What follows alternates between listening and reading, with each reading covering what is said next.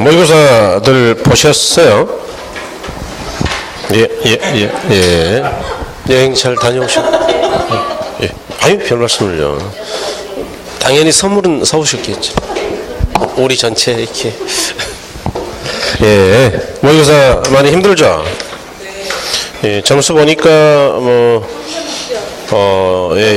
아니요, 생각보다는 나아요. 예. 지금 점수가 좀 잘 나온 분도 몇 분 계시고요. 이게 이제 개인의 프라이버시가 있으니까 공개는 안 할 거고, 공부 안 한 치고는 결혼 점수가 잘 나왔어. 공부 많이 안 했잖아요. 민법은 정말 다행이에요. 민법 굉장히 잘 나왔어요. 그래서 어쨌든 둘 중에 하나라도 잘 나오는 게 중요한 거니까. 이제 결혼 공부 많이 하실 거죠? 네. 좀 그러셔야 되겠어요. 자, 오늘은 이제 정책 쪽인데, 정책. 아까 어떤 분이 기본서냐, 요약집이냐 이렇게 물어보시던데 아마 야간반 때문에 그러시는 것 같은데, 야간반은 올 요약집이고요. 요약집만 해요, 그냥. 그리고 이제 주간반은 처음 하는 분들이 계셔서 기본서하고 요약집을 지금 병행을 하고 있어서 기본서로 설명을 하고 확인은 요약집으로 하고 있어요, 그죠? 그래서 그렇게 보시면 되겠다. 자, 220쪽입니다. 그래서 부동산 정책인데요. 요약집 사러 가시는 거예요? 저분 새로 오신 분 같아. 그죠? 그러니까 막 지금 뭔가 남보다 뒤처진 것 같으니까 촉각을 건드시고 있는 게. 정책 쪽은 한 5개 나오죠. 그래서 올해 같은 경우는 한 5개 나올 확률이 아주 높습니다. 왜냐하면 문재인 정부의 이제 부동산 정책이 계속 발표되고 있단 말이에요. 그래서 정책 쪽에 조금 문제를 더 낼 확률이 있다. 그래서 5개 봅니다. 5개. 그럴 때 첫 번째 부동산 문제는 나올 만한 데가 한 군데밖에 없고요. 그다음에 이제 부동산 정책하고 조세 이쪽이 굉장히 중요하다. 220쪽이에요. 220쪽. 거기 이제 부동산 문제는 보시면 토지 문제 있는데 부동산 문제라는 게 별거 없죠. 부동산하고 인간의 관계가 나빠지는 건데.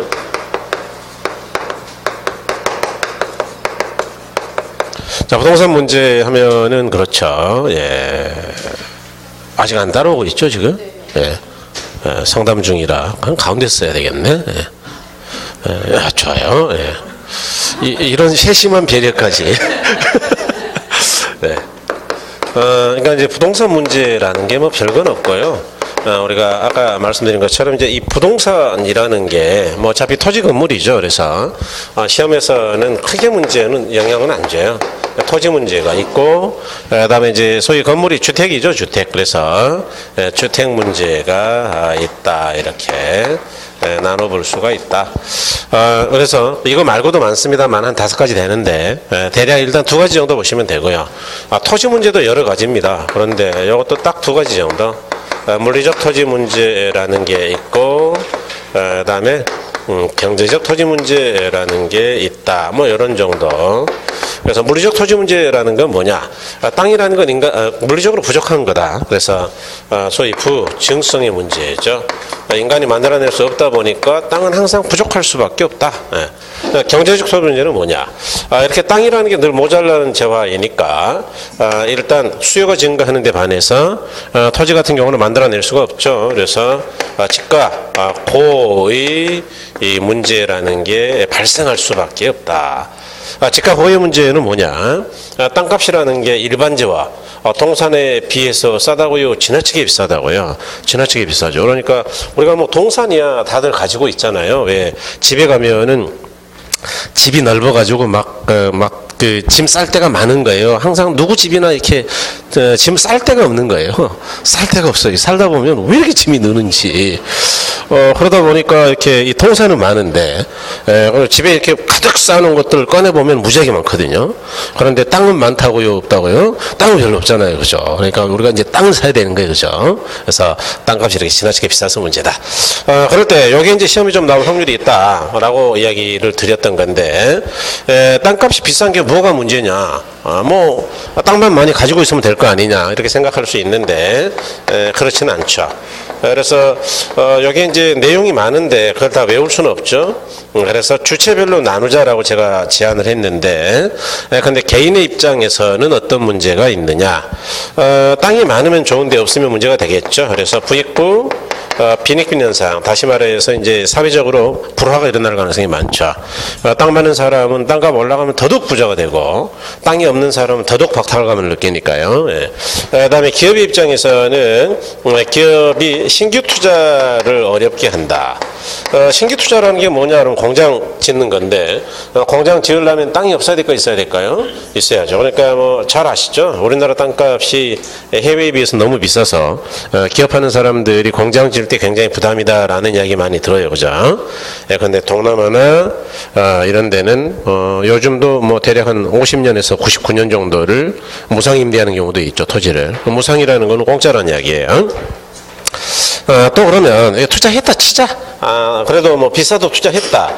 그렇다 하더라도 공장 지을 때부터 돈이 많이 들어간다. 그러면 그게 원가는 밀어 올리겠죠. 그래서 원가 상승 압박으로 작용할 것이고, 그러다 보니까 어떻게 되느냐. 우리나라 제품들의 물가가 비싸겠죠. 물가가 비싼 게 뭐 큰 문제가 되나요?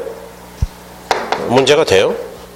되죠, 여러분. 근데 똑같은 물건인데 우리 것만 비싸요. 그러면 해외에서 수출이 될까요, 안 될까요? 안 되죠. 그러니까 우리가 이제 수출에 의존하는 경제인데 심각한 문제가 있다는 거죠. 그다음에 이제 사회 전체적으로도 뭐 여러 가지 문제가 있죠. 근데 주택 문제 해결에도 나쁜 영향을 준다. 정부가 서민들의 주택 문제를 해결하기 위해서는 땅이 싸야 될 텐데, 그래야 집을 싸게 지을 텐데 땅값 비싸면 어렵겠죠. 그다음에 공익사업이 어려워지겠죠. 그래서 공익사업이 어렵다는 이야기는 공공의 이익을 위한 사업이 어렵다. 그런데 도로 만들려고 했더니 땅값 비싸다 그러면 뭐 당연히 어려운 거예요. 그래서 이런 문제가 있다. 그다음에 이제 비효율적 토지 이용이다. 비효율적 토지 이용이라는 건 뭐냐? 다시 말해 투기적 이용이라는 이야기죠. 땅값이 올라가면 이제 부동산 투기가 많아지는 것이고, 그러면 계획적으로 이용하겠어요? 비계획적으로 이용하겠어요? 비계획적 난개발이죠. 그러니까 우리나라 같이, 그러니까 중국처럼 땅이 넓어도, 또는 미국처럼 땅이 넓어도 계획적으로 이용하는 거예요. 그런데 우리나라는 땅이 넓다고요. 땅이 지나치리만큼 좁다고요.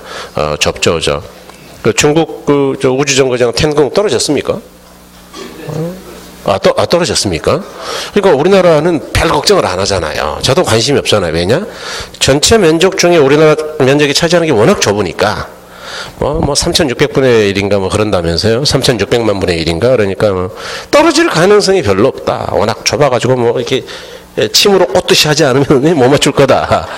그런 거 아니겠어요. 그러니까 그렇게 땅이 좁은데 이거를 낭비한다. 문제가 있죠. 더더군다나 우리나라는 평야가 많아요. 70%가 산악지대예요. 심각합니다, 사실은. 그러니까 이런 경우죠. 그러니까 땅값은 올라갈 수밖에 없어요, 국내는. 자, 일단 거기까지 보죠. 여러분 해버리고 참 예약적으로 봐야죠. 이게 뭐 다른 데랑 달리 두 가지를 하다 보니까 헷갈려 죽겠어 이거. 자, 주택 문제. 이건 쉬워요. 주택 문제는 여러분 이거는 시험에서는 거의 뭐 의미가 없어요. 가볍게 보죠. 첫 번째는 양적 주택 문제라는 게 있고, 두 번째가 질적 주택 문제이다 그랬죠. 그래서 양적 주택 문제라는 건 뭐냐? 말 그대로 양이 모자라서 나타나는 문제이다. 다시 말해서 우리가 필요로 하는 주택은 있을 거다. 그런 걸 필요주택수라고 하죠. 이에 반해서 실제 주택이 모자라는 현상이다. 그래서 예컨대 뭐 필요한 주택이 우리나라 전체 가구 수가 총 가구 수가 예를 들어서 그냥 1,000만 가구라고 치자. 실제로는 이보다 훨씬 많습니다. 뭐 한 1,700만 가구 가까이 되는데 계산 편하게 1,000만으로 할게요. 그러면 딱 1,000만 개만 필요한 거냐? 그건 아니라 그랬죠.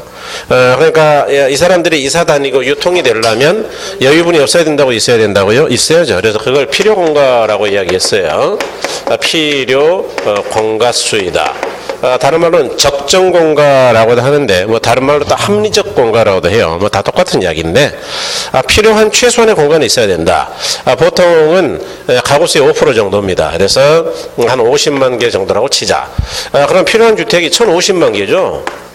그런데 실제 우리나라에 존재하는 주택이 만약 900만 개밖에 안 되면 주택이 넘치는 거예요, 모자라는 거예요. 그렇죠. 이런 걸 양적 문제라고 이야기하죠. 그래서 이 양적 문제는 뭐 간단합니다. 해결책은 무조건 많이 지으면 되는 거예요. 그래서 부지런히 새 걸 지으면 된다. 질적 주택 문제는 뭐냐? 이건 질적 수준이 낮아서 나타나는 문제이다. 다시 말해서 불량주택 같은 것들이죠. 불량주택이 뭐예요? 주거 수준이 양호한 거예요? 불량한 거예요? 막 비가 새고 오는 거죠. 이건 뭐 때문에 발생한다 그랬어요? 시장 실패 때문이에요? 저소득의 문제예요? 그렇죠. 그래서 이거는 주로 저소득 때문이다. 이렇게 생각하시면 될 일이죠. 그렇죠? 여기는 처음인데 저는 이렇게 소리가 나는 건 노량진은 난리가 났었어요. 막 2달 반 동안 4층에서 공사하는 바람에 수업할 때마다 시끄러워 그래가지고 가가지고 몇 번 싸웠어요. 그래서 수업 안 할 때 좀 공사 좀 해라. 수업할 때는 자재만 자르고. 그러니까 준비했다가 수업 안 할 때 이제 후닥닥 공사하는 거예요. 어쩔 수 없어요. 원래는 도심은 야간 공사예요. 인건비가 더 들어도. 왜냐면 사무실에서 크레임이 많으니까. 근데 가득 차 있는 사람들이 막 스트레스를 받고 있으니까 수업할 때 기분이 좋겠어요. 수업할 때도 이게 우울하겠어요. 이 새끼들 막 울리면. 자, 요약집 보죠. 요약집으로 확인합니다. 요약집인데 처음 하시는 거죠? 동영상 꼭 열심히 들어봐야 돼요. 맨날 처음 하는 사람만 이야기할 수가 없어서. 또 5월 초에 이야기 상세히 해드릴게요. 동영상 들으면 알아요. 요약집 68쪽인데 부동산 문제의죠. 부동산과 인간의 관계가 악화되는 제 문제를 말한다 그랬죠. 즉 토지 부증성으로 인한 집가 상승, 부동산 투기, 국토 이용 문란, 환경 파괴, 주택 공급 문제, 거래 질서 문제 등등등이 있다. 이렇게 많은데 다 기억할 필요 없다. 토지하고 주택 문제 두 개로 생각한다 그랬어요. 그래서 이제 부동산 문제 내용인데 가로 1번의 토지 문제죠. 그래서 토지 문제도 내용 보니까 제가 6개만 써놨는데 이렇게 다 필요 없다고 이야기죠. 일단 물리적 토지 문제 부증성하고 이번에 경제적 토지 문제 뭐라 그랬죠? 지가 고유 문제랬죠. 그래서 그 밑에 지가 고유 폐단 보시면 거기다 별을 하나 하시고 별을 하나 하시고 동그라미 1번이 개인 입장이죠. 동그라미 2번이 지금 기업 입장이죠. 나머지 전부 다가 사회 전체 측면이죠. 마지막 근로욕, 투기 때문에 근로욕 상실까지. 그래서 이렇게 생각하시면 된다. 그 다음에 여러분 이번에 주택 문제인데, 주택 문제는 양적 주택 문제하고 질적 주택 문제가 있죠. 그죠? 그래서 양적 주택 문제라는 건 여기 보니까 수요에 비해서 공급이 부족한 현상이다 그랬어요. 그래서 결국 1가구 1주택이 문제이다 그랬고, 질적 주택 문제는 의미 보니까 주거 수준이 낮은 데서 발생하는 불만족의 문제이다. 그러니까 이제 결국 불량주택 같은 것들의 문제라는 이야기죠. 그래서 그렇게 보시면 된다. 그 다음에 여러분 밑에 슈바비 지수라고 있는데, 기본소에도 물론 있습니다만 안 중요해요. 그래서 이거는 이제 그야말로 어쩌다 한 번씩 할 텐데, 요약집으로 그냥 보죠. 기본서에 있지만 어차피 둘 다 별 안 할 겁니다. 자, 슈바비 지수 보니까 공식이 어떻게 돼 있죠? 생계비 분의 주거비죠, 그죠? 그래서 이거 들어보셨죠, 여러분? 슈바비 지수는 조금 낯설을 거예요. 그런데 엥겔 지수는 들어보셨죠? 이 엥겔 지수라는 거 우리가 이제 경제 사회를 공부할 때 경제학뿐만 아니라 사회를 할 때도 많이 보는 건데요. 요거는 뭐냐 하면 생계비에서 뭐가 차지하는 비용이냐? 음식물, 그렇죠? 먹는 거. 음식물 비용이 차지하는 비율이다. 물론 비율이니까 100분 10배를 높여야죠. 그런데 슈바비 지수는 뭘 이야기하느냐 그러면은 그렇죠. 이 생계비에서 음식물 이용 비용이 아니고 주거비가 차지하는 비중이에요. 그래서 주거비가 차지하는 비중이다. 다시 말해서 이제 예컨대 이렇게 한번 생각해 보자고요. 이렇게 예까지 들을 만큼 중요한 부분도 아닌데 그래도 한번 들어보자. 한 번에 이해 끝내게. 자, 고소득과 저소득층이 있다라고 가정하시고, 이분들이 소득이 얼마냐? 여러분 소득을요, 의도적으로 그냥 아주 극단적으로 비교를 할게요. 그래야 이해가 쉬우니까. 이 사람은 이제 월간 1,000만 원, 그 사람은 월간 100만 원. 아주 극단적이네요. 그죠? 이 중에서 이제 생계비라는 거를 쓸 텐데, 이 생계비라는 건 주로 어떤 것이냐 하면, 이런 거예요. 뭐, 의식주. 그 다음에, 요즘 이제 사람은, 또 이제 문화생활도 하죠. 그래서 문화비, 그 다음에 남는 거 잉여분을 이제 저축에 밀어 넣는 건데요. 뭐 이 사람 돈 많으니까 뭐 고민하지 말자고요. 내 것도 아닌데. 그래서 150, 150, 150, 150이다. 주거비는 이제 환산 월세를 환산했을 때입니다. 그래서 이렇게 쓴다고 치자. 그러니까 이 사람은 한 달에 한 번씩 매번 150어치 옷을 산다는 이야기고요. 그 다음에 식비로, 부식비로 150을 쓴다는 이야기니까 굉장히 많이 쓰네요. 그죠? 뭐, 소고기를 뭐, 일주일에 한 3번은 먹어야 될 것 같아요. 이 정도 쓰려면. 네. 그 다음에 주거비가 월세 150이면은 결코, 적은 주택은 아닙니다. 그죠? 그 다음에 문화비로, 영화도 보고, 오페라도 관람하는데, 월 150 쓴다. 그래도 돈이 남네. 생계비 600 쓰고 나서. 그래서 어떻게 했느냐? 400을 저축했다. 이렇게. 그런데 이분은 뭐, 본 게 이거밖에 없네요. 그죠? 그래서 어떻게 했느냐? 옷 안 사죠. 왜냐하면은 있는 옷 입어도 되기 때문에. 예. 어른들이 우리가 뭐 옷을 자주 사나요? 먹어야죠. 그래서 소고기 대신 수입산 돼지고기를 바꿨어요. 예. 주거비 없어야 될까 있어야 될까요? 50. 문화생활은 필요 없죠. 뭐 텔레비 있으면 됐지 뭐 문화생활이야. 그래서 필요 없어요. 그래서 이제 이렇게 악착같이 살아가지고 저축은 없어. 저축은. 그래서 한 달을 잘 버텼다 치자. 그럴 때 여러분 보세요. 맹결지수라는 거는 여기에서 식과 관련되는 비용이죠. 이것이. 네, 그렇죠. 그 다음에, 슈와비 지수라는 건 여기에서 이 주거와 관련되는 비용이라 그랬죠. 그럴 때, 보면은 빤하죠. 이 사람은 주거비가 차지하는 비중이 몇 프로냐 봤더니 100에 50%. 얘는 600에서 주거비가, 그렇죠. 그러니까 4분의 1이니까 25%죠. 빤한 게 부자가 될수록, 외우려고 그러지 마세요. 고소득일수록, 생계비에서 주거비가 차지하는 비중이 당연히 크겠어요? 작겠어요? 넓은 주택에 살지만 작을 수밖에 없죠. 왜냐? 다른 데 많이 쓰니까. 다른 데. 그런데 가난한 사람은 다른 데 쓸 돈이 없죠. 오로지 생존을 위해서만 소비하는 거예요. 이게 없으면 생존이 안 되니까. 그러니까 이 사람들은 비율이 낮아진다고요? 높아진다고요? 높아진다 그 이야기죠. 그래서 이 슈와비 지수는 요것만 아시면 돼요. 고소득과 저소득을 나누었을 때 여기는 슈바베 지수가 상대적으로 낮지요. 뭐 당연히 낮을 수밖에. 왜냐? 다른 뭐 음식물이나 다른 데 많이 쓰니까.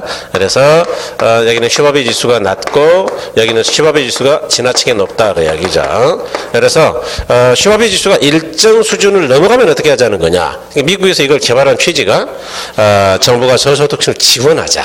그래서 지원 대상을 어떻게 선정할 것이냐 할 때 쓰는 지수가 슈와비 지수예요. 그래서 이렇게 보시면 된다. 그래서 거기 슈와비 지수인데 여러분 그냥 요약지 계속 봐요. 슈와비 지수는 동그라미 1번 보니까 저소득층일수록 지수가 높고 그다음에 그러다 보니까 주택부담 능력은 높다고요? 능력이 좀 낮다고요? 낮다 이렇게 보는 거죠. 그래서 이렇게 보시면 되겠다. PIR이나 RIR은 그건 나중에 하자고요. 만 중요합니다. 그런 거. 그래서 이렇게 보시고 그다음에 이제 여러분 어디로 가시느냐 하면은 자 기본서 같은 경우는 225쪽으로 갑니다. 이제 거기까지는 봤죠. 225쪽에 가니까 자 제3절에 부동산 문제의 특징이다라고 있나요? 그래서 요거는 뭐 그닥 중요하지는 않다라고 이야기했는데 제목 정도만 보시면 된다. 악, 비, 지혜 이렇게 악화 성향이다. 그다음에 비가역성이다. 그다음에 지속성이다. 그다음에 해결 수단의 다양성이다 그랬죠. 그래서 악화 성향이라는 거는 뭐 안 읽어봐도 알겠죠, 여러분. 부동산은 문제가 발생하면 스스로 개선된다고요. 점점 악화된다고요. 악화된다. 그다음에 두 번째 비가역성이라는 건 뭐예요? 단어가 좀 어려운데 가역적이라는 거는 되돌아간다는 이야기예요. 그럼 비가역적인 거는 되돌아가는 거예요? 되돌아가지 않는 거예요? 그렇죠. 그러니까 우리가 잘 아시다시피 예컨대 인간의 피부가 한번 노화됐다. 그러면은 어느 날 나이가 60이 넘어가면은 스스로 다시 동원이 되는 거예요. 계속 나빠지는 거예요. 나빠지죠. 그런 걸 이제 비가역적이라고 한다. 그래서 뭐 그러다 보니까 요즘은 뭐 여자분들뿐만 아니고 남자분들도 뭐 팩도 하고 난리를 치는 거죠. 왜냐하면 이제 얼굴도 자산이기 때문에. 그래서 이제 저는 뭐 잘 안 합니다만은 괜찮은 팩이 있어서 제가 좀 갖다 줬어요. 아는 사람들. 그래서 갖다 줬더니 뭐 또 달라고. 그래서 공짜로 이게 갖는 것도 아닌데 이거를 이제 이 박스에 10개 들어있는 거를 뭐 큰 걸로 2박스 정도를 누가 줘가지고 그래가지고 이제 뭐 물론 이제 마누라는 많이 쓰고 있고 그 애들 선생님도 좀 갖다 드리라고. 괜찮거든요. 그래서 갖다 줬더니 그 우리 누나 속 없는 누나가 좀 온 가족이 다 써야 되는데 더 좀 구할 수 없니? 그래서 마누라 거 뺏어가지고 미안한데 내가 나중에 구해줄게. 다시. 진짜 누나들이 제일 골치 아파. 그런 걸 이제 비가역적이라 한다. 그 다음에 이제 세 번째 보시면 뭐 지속성이죠. 지속성은 뭐겠어요? 부동산 문제가 한번 발생하면은 지속적으로 계속 문제가 된다고 이야기죠. 해결 수단의 다양성은 뭡니까? 부동산 문제를 해결하는 수단은 주택 공급 정책만 가지고 된다고요. 금융 정책, 세제 정책 등 수단이 다양하다고요. 수단이 다양하다. 그렇죠. 그래서 그런 것이다. 그래서 딱 읽어보시면 됩니다. 그래서 그 정도고요. 다시 기본서로 오셔서 조금 불편하실 거예요. 기본서 228쪽입니다. 이 228쪽의 제2장, 자, 부동산 정책은, 정말 중요합니다. 이제 여기서부터는. 그래서, 정책이라는 게 이제 정부가 뭔가를 하는 거죠. 그래서, 관할 1번에, 자, 정부의 시장 개입 그랬는데, 두 번째 줄 맨 끝에 가시면, 자, 부동산 문제를 해결하기 위해서는 정부가 부동산 시장에 개입하여야 하는데 이런 걸 정부의 시장 개입이라고 한다 그랬죠. 그래서 거기 이제 가로 2번에 정부의 시장 개입 형태랬는데 여러분 일단 뭐 별을 하나 좀 하시고요. 정부가 시장 개입하는 이유는 이제 형태는 크게 세 가지다. 그래서 정부의 시장 개입인데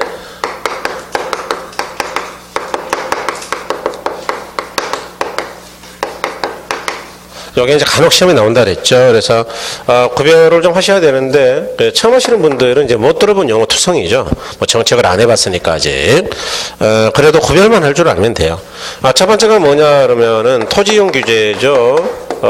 토지용 규제이다. 그래서 말 그대로 이제 이용을 규제하는 거죠. 그래서 어제 공법 시간에 많이 공부하셨을 텐데, 대표적인 게 뭐냐 그러면은 이제 용도 지역지구제예요. 지역지구제. 그래서 뭐 어제 막 공법에 했던 게 다 이거죠. 그다음에 이제 또 하나가 뭐냐 그러면 이제 인허가죠. 인허가. 건축 인허가. 인허가라는 거는 뭐예요? 마음대로 이용하게 하는 거예요. 일단 이용을 못하게 했다가 허가 받을 때만 하는 거예요. 허가 받을. 그러니까 이용을 마음대로 못하게 하는 거란 말이죠. 그래서 토지 이용을 규제하는 것이다. 왜 이렇게 토지는 이용을 마음대로 못하게 하는 것이냐? 땅이라는 건 인간이 만든 적이 없으니까 사회성과 공공성이 강해서이다. 이렇게 그런 걸 다른 말로 토지 공개념이라고 이야기한다. 요즘 이제 그 이야기가 좀 많이 나오고 있어서 신경 쓰고 있는 중이에요. 그다음에 이제 두 번째가 직접적 개입이라는 거 있고요. 그다음에 간접적 개입이라는 게 있어요. 그래서 토지 이용 규제는 뭐 구별이 너무 쉽죠. 그러니까 가장 쉬운 게 이용 규제고요. 직접적과 간접적 개입은 조금 어려울 수 있어요. 그래서 영어는 뭐냐 하면 정부가 조금 성질 급할 때 쓰는 건데 정부가 직접 시장에 참여해서 시장의 수요자나 공급자 역할을 해버리는 거예요. 그러면 이거 간접적은 뭐냐 하면 이거는 정부가 직접 시장에 참여해서 수요자나 공급자 역할을 하는 게 아니고 정부는 오로지 지원만 하는 겁니다. 지원. 그러니까 시장 참여자, 다시 말해서 수요자 공급자가 잘할 수 있도록 뭐만 해준다고요? 지원만 하는 거, 지원. 그래서 얘는 이제 간접적으로 도와주는 거, 그래서 간접적 개입이에요. 이거는 직접 자기가 들어가가지고 뭔가 해버리겠다 그러니까 간접이에요, 직접이에요? 직접. 예를 들어 봐라. 정부가 수요하는 대표적인 게 뭐냐면은 토지은행 같은 거죠. 토지은행은 우리가 이렇게 공부했잖아요. 은행은 은행인데 뭘 저금하는 은행이요? 땅. 그 정부가 돈 주고 땅 사겠다 그 이야기 지금. 수요자. 또 뭐냐 그러면 토지 수용이죠. 토지 수용. 공익사업을 위한 토지 수용 같은 거. 그래서 공취법에 따라서 토지를 수용하는데 수용도 뭐냐 하면 결론적으로는 돈을 주고 사겠다는 거예요. 그죠? 그래서 협의 매수 해가지고 안 되면 강제 수용해버리죠. 이런 걸 이제 대표적으로 우리가 수요자가 되는 것이다 라고 하더라.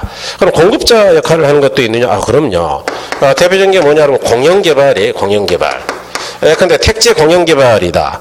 그러면은 잘 아시다시피 다산신도시 만든다. 그럴 때 일단 땅을 수용해가지고 이걸 먼저 깎는 건 누가 하느냐 그러면 정부가 해요. NH공사가 하니까. 그래가지고 이거를 건설회사에다가 팔아. 삼성건설, 삼성은 건설이 아니고 물산이지. 그런데 GS건설, 자이 이런 데다 판다. 그러면 건설회사가 이걸 사가지고 여기다 아파트 짓는 거죠. 그러니까 지가 돈 주고 팔았으니까 수요자의 공급자예요. 공급자 그렇죠. 뭐 조금 이따 하겠죠. 공공임대주택, 공공임대주택 같은 것도 뭐냐? 정부가 자기가 직접 임대해 버리는 거예요. 그러니까 수요자의 공급자예요. 공급자 그렇죠. 그래서 이와 같이 수요자는 공급자 역할을 직접 수행하는 것이다.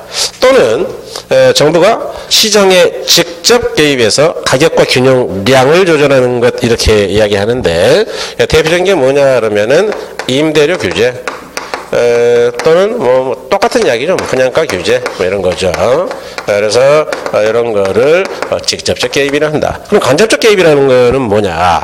간접적 개입은 주로 정부는 시장 수요자 공급자가 잘할 수 있도록 도와주기만 하는 것이다. 그래서 대표적인 게 뭐냐 그러면은 이것도 이따 공부할 거예요. 보조금 지급이라든가 부담금 부과 같은 거죠. 근데 공급이 모자라가지고 공급을 늘리고 싶다. 그럼 공급자가 열심히 할 수 있도록 규제를 해야 되겠어요. 막 보조금도 주고 그래야 되겠어요. 보조금으로 그런 걸 이제 보조금 지급이라 해요. 또 반대로 막 오염, 환경 오염을 시키고 난리를 치는 공급자가 있다. 이거 줄여야죠. 그래서 이런 걸 줄이려면 어떻게 해야 되느냐? 보조금이요, 부담금이요, 부담금 규제 정책을 써야죠. 아니면 조세 정책을 통해 가지고 투기적 거래를 억제할 수도 있다.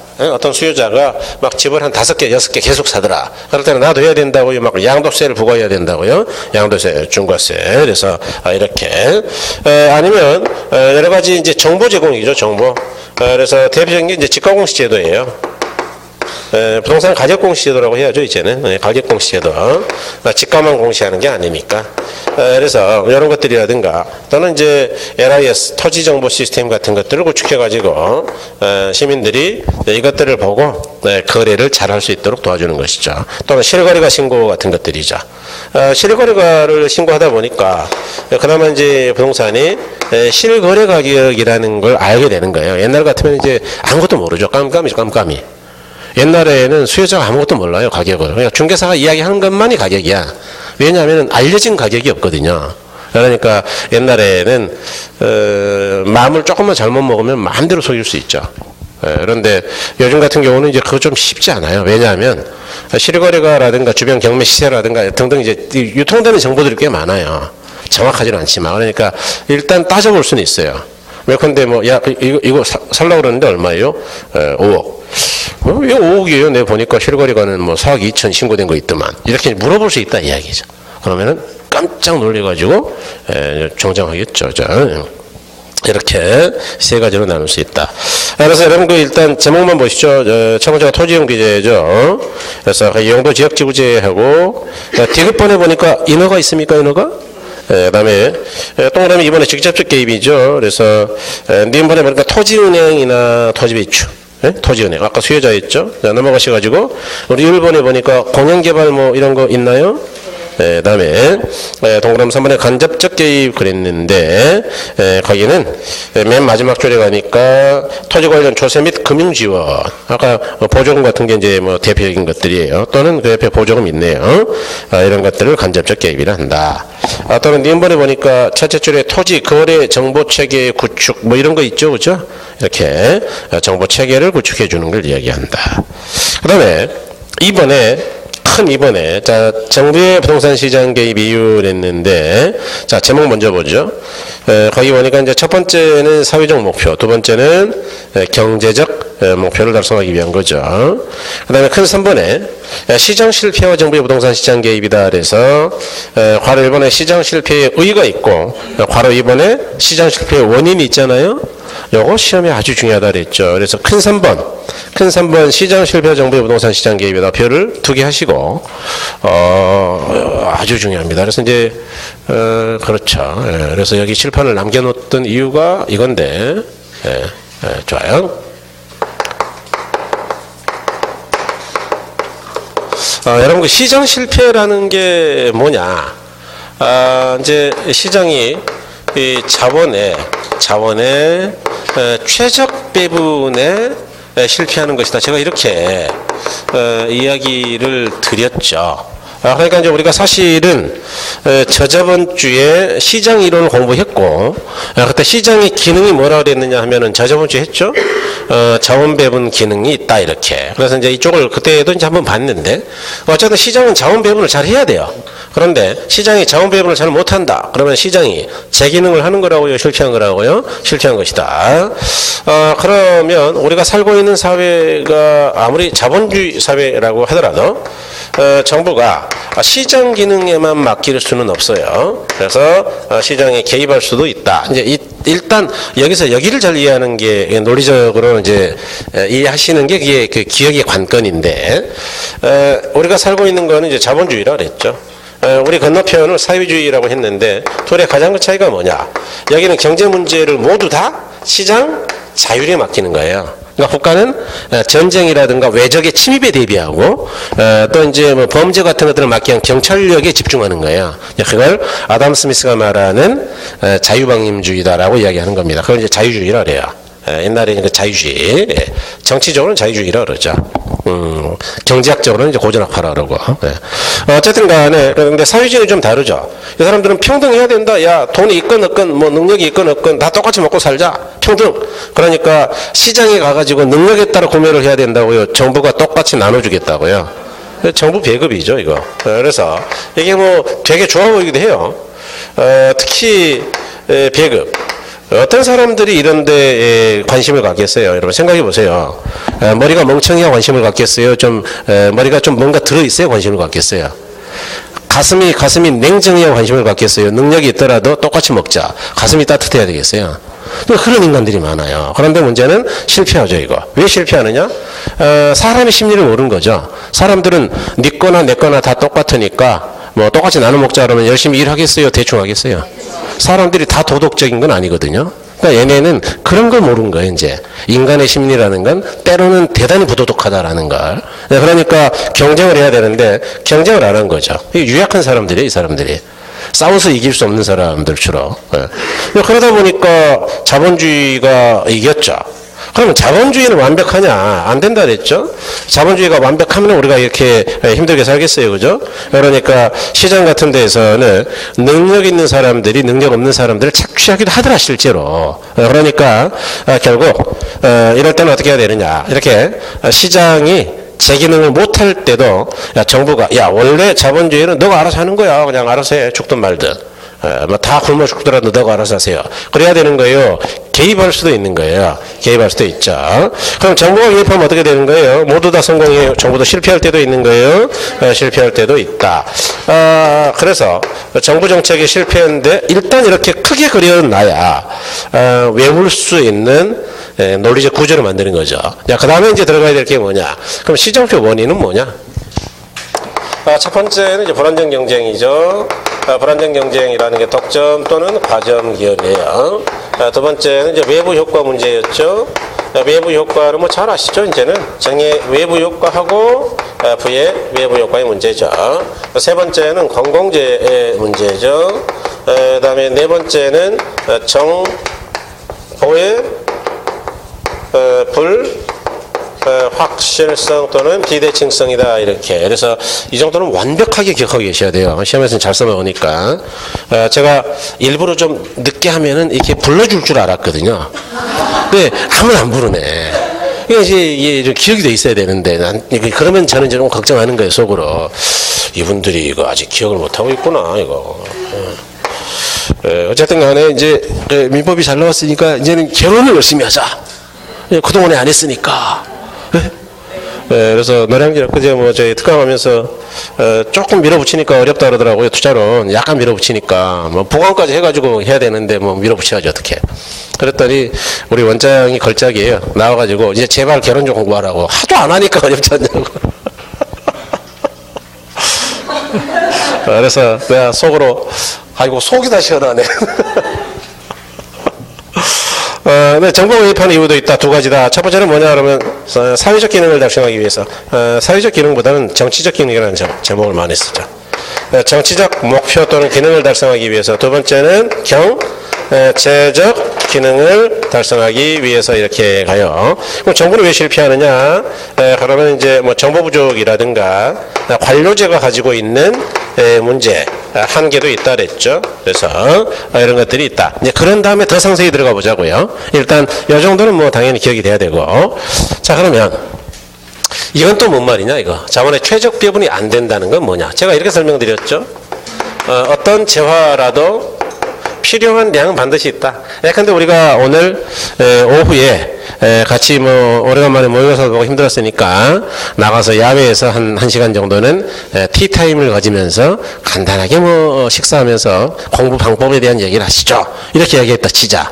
그러면 필요한 김밥이 있을 거 아니에요? 필요한 김밥이 몇 개일까요? 필요한 김밥이 근데 이제 50분이라 치자. 현재 주약은 다 합하면 한 100분 정도 되는 것 같은데 등록. 100명이라 치자. 50명 쪽팔리잖아요. 100명. 그러면 필요량이 100개다 100개. 그런데 딱 100개가 있으면은 다 한 개씩 받으면 돼요. 그런데 100개보다 모자라다. 그러면은 최적 배분이 된 거예요? 부족 배분이에요? 부족. 100개보다 넘치면 그 남는 김밥은 뭐 할 거냐?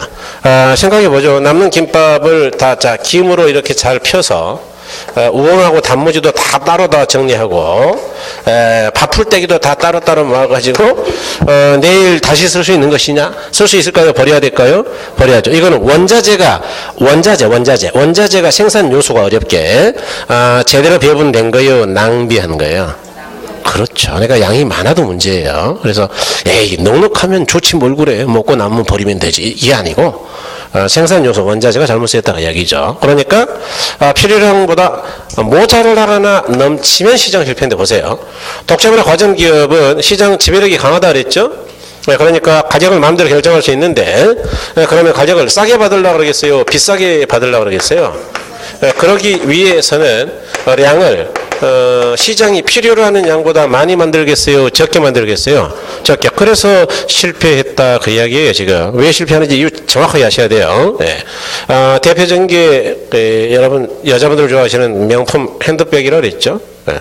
자, 정협의 효과는 우리가 좋아하는 거지만 양이 넘쳐서 문제예요? 모자라서 문제예요?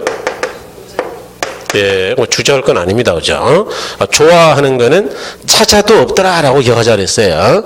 우리가 싫어하는 거는 안 찾아도 너무 많아서 문제다. 양이 많아서 문제다. 그러니까 또 이 부의 배분권은 이것 때문에 실패하는 거네요. 그죠?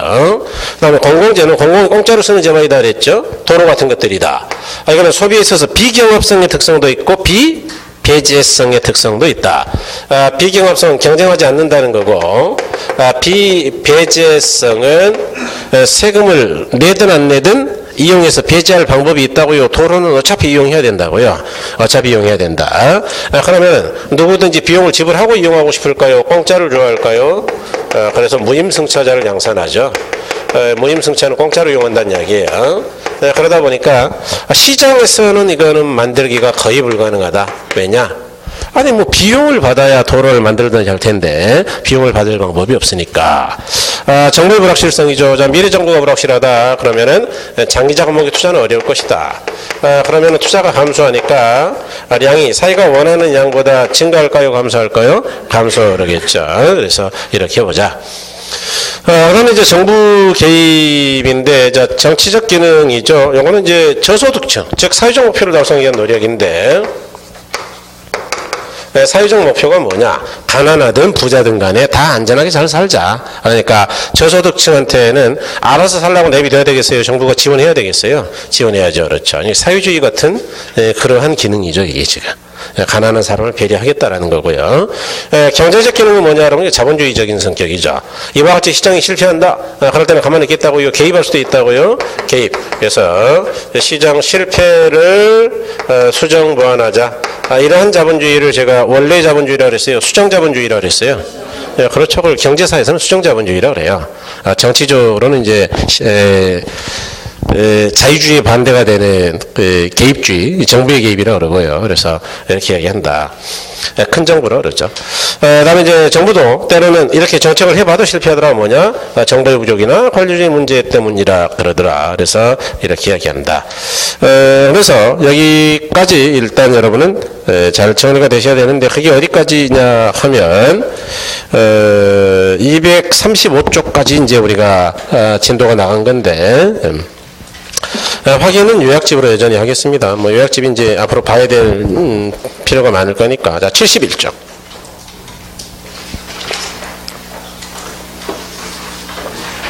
자, 71쪽에 보시면 자, 정부의 시장 개입이다 했는데 거기다 별을 2개 하시고, 자, 시장 실패죠. 시장 메커니즘이 효율적 자원 배분을 실현하지 못하는 경우이다 그랬어요. 그래서 자원 배분이 잘 안 됐다는 이야기죠.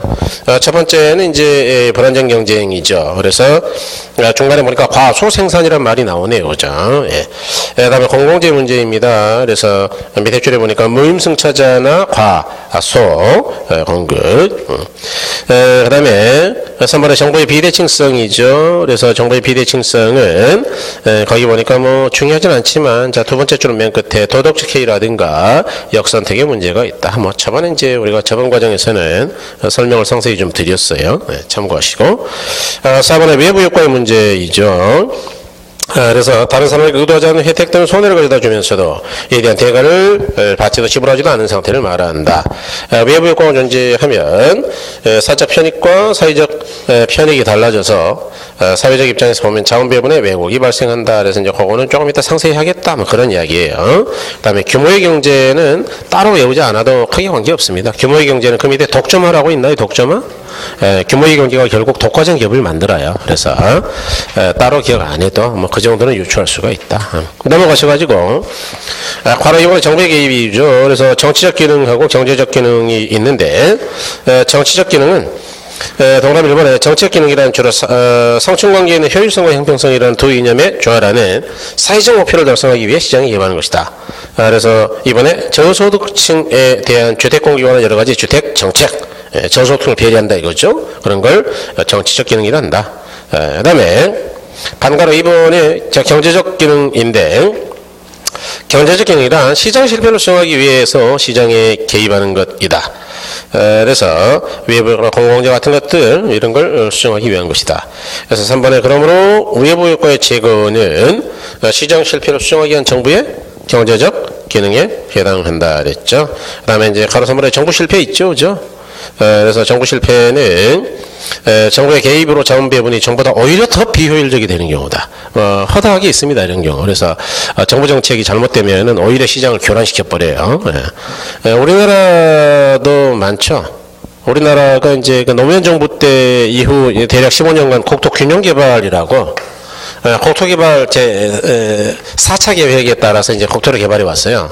문재인 정부는 이제 5차 개발 계획으로 이제 바뀌겠다는 이야기인데, 이게 역파이 발상이라 그래서 이제 전국토를 균형 개발하고 나중에 이제 북방 쪽, 러시아, 북한이라든가 저쪽 중국 쪽까지 연결되는 그런 이제 물류 도로망까지를 구축하겠다라는 계획이죠. 그래서 특히 이제 이 경상도 중심으로 개발이 많이 됐기 때문에 충청도하고 전라도 쪽을 많이 개발하겠다라는 거였고, 그래서 혁신도시나 기업도시를 내려보낸 거예요. 이해하셨나요? 세종시도 개발하고. 근데 이게 균형개발 전략인데, 지금 이제 문정부는 생각이 노무현 정부랑 거의 같겠지만 조금 바뀌었어요. 왜 바뀌었냐 하면, 여기 이제 거의 15년 해왔기 때문에 옛날보다는 좋아졌어요. 옛날에는 그 소득 격차가 아주 심하게 났습니다, 사실은. 지금도 그래요. 잘 사는 사람은 다 이쪽에 있어요. 제가 가구점 이야기할 때 언제 대전광역시 막 이런데 잘 사는 사람이 있다 그랬어요, 없다 그랬어요? 광주광역시나 그런 데는 살 사람이 없어요. 솔직히 말해서. 무슨 원목 가구를 사. 일반 침대도 못 사는데 돈이 없어가지고. 거기 뭔 공장이 있어요. 거기는 오로지 공무원밖에 없어. 공무원. 아세요 그거? 공무원이 그 지역 경제를 끌고 간다는 거? 참 어이가 없는 현실이죠. 그러니까 공무원 외에는 뭐 돈 먹고 살 사람이 난 뭐 어떻게 먹고 사는지 모르겠어. 그 동네 사람들. 예. 이해가 안 되고 다 먹고는 살더라고 또요. 예. 그런데 지금은 이제 바뀌었죠. 선택과 집중 전략이라 그래가지고 우리 정부가 갖고 있는 자원이 얼마 안 돼요. 중국에 비하면. 그러니까 전 국토에다가 골고루 뿌려가지고 뭐 대충 뿌리다 말자고요. 될 놈들만 그냥 밀어주자고요. 그래서 될 지역만 집중적으로 밀 거예요. 이제 그러니까 잘 보셔야 돼요. 어느 지역을 선택하는지. 그 지역은 땅값 사정없이 올라갑니다. 틀림없이. 예. 그래서 그 이유 중에 하나가 전국 220개 지자체 중에 2030년, 2050년까지 장기 통계를 기준으로 봤을 때 인구가 증가하는 데가 거의 없어요. 그러니까 사라지는 지자체가 너무나 많아. 약 한 200개가 사라져요. 살아남는 게 대략 20개밖에 안 돼. 그래서 이제 수도권 쪽하고 뭐 충청도는 천안밖에 없어요. 천안. 인구가 증가할 걸 예상하는 데가. 평택도 감소야. 깜짝 놀랐는데. 평택도 그렇게 많이 때려짓는데 2050년 감소를 예상하고 있어요, 지금. 그래서, 그렇게 이제 증가하는 지역에다만 인프라, 도로라든가 철도를 집중 개발하겠다 그 이야기예요. 그래서 그 지역을 중심으로 생존 전략을 키워나가겠다. 그래서 아마 국토종합개발 관련 국토계획이 다시 한번 수립될 겁니다. 아마 조만간에. 그래서 그런 거죠. 이제 그런 걸 우리가, 정부 실패해서 그런 얘기가 나왔죠. 그러니까 이제 정부가 옛날에는 정보가 없어요. 정보가 없다 보니까 정보가 없으니까 이제 한 지역에 집중 투자하는 거예요. 그냥 아름아름으로 내가 아는 선배 후배 있는 데다 막 도로 갖다 주고 뭐 공장 갖다 주고 막 이러는 거죠. 그래서 이러면 안 된다.